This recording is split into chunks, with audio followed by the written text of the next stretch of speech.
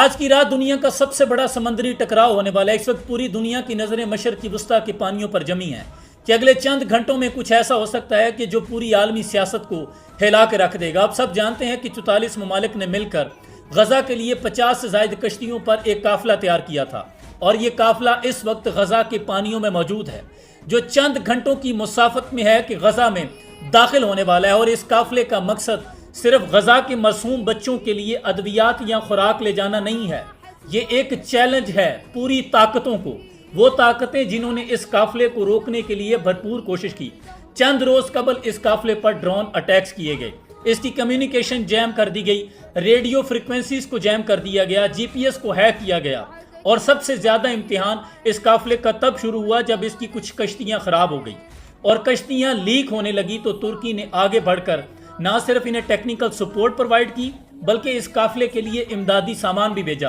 اور اسی دوران اسپین اور یونان بھی میدان میں آ گئے۔ اسپین نے اپنے جنگی جہاز اس قافلے کی حفاظت کے لیے روانہ کیے اور یونان نے سیف پیسج دینے کا اعلان کیا۔ اب یہ قافلہ چند گھنٹوں کی مسافت پر ہے، اور دوسری طرف اسرائیل نے یہ کھلا اعلان کر دیا ہے، بلکہ ایک ٹاسک فورس بھی بنا دی ہے بحری، جو کہ اس قافلے کو غزہ کی حدود میں داخل ہونے سے روکے گی، اور ان کا صرف یہی مقصد ہے کہ کسی بھی صورت یہ قافلہ غزہ میں داخل نہیں ہوگا۔ اب سوال یہ پیدا ہوتا ہے کہ کیا ترکی اور یورپی ممالک کے یہ جہاز اسرائیل کے مد مقابل ڈٹ جائیں گے، یا پھر دنیا ایک ایسے مارکے کی گواہ بنے گی جو پوری دنیا کی سیاست کو ہلا کے رکھ دے گا؟ کیونکہ یہ مارکا ہے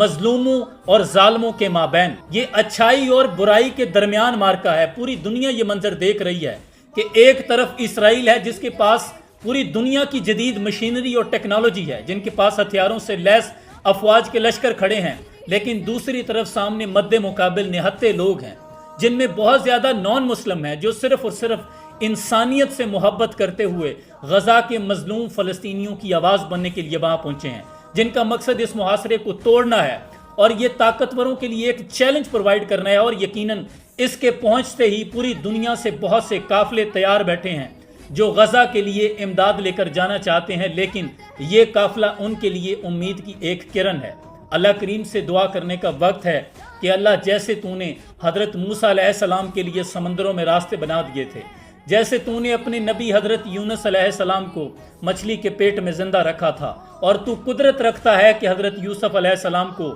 کنویں سے نکال کے مصر کے تخت پہ بٹھا سکتا ہے، اور تو طاقت رکھتا ہے کہ ابراہیم علیہ السلام کو نمرود کی آگ میں محفوظ رکھ سکتا ہے۔ میرے مالک، آج تو اس قافلے کی حفاظت فرما، کیونکہ یہ پوری دنیا کو ایک اچھائی کا پیغام دینے نکلے ہیں کہ مظلوموں کے حق میں نکلنا چاہیے، ظالموں کے خلاف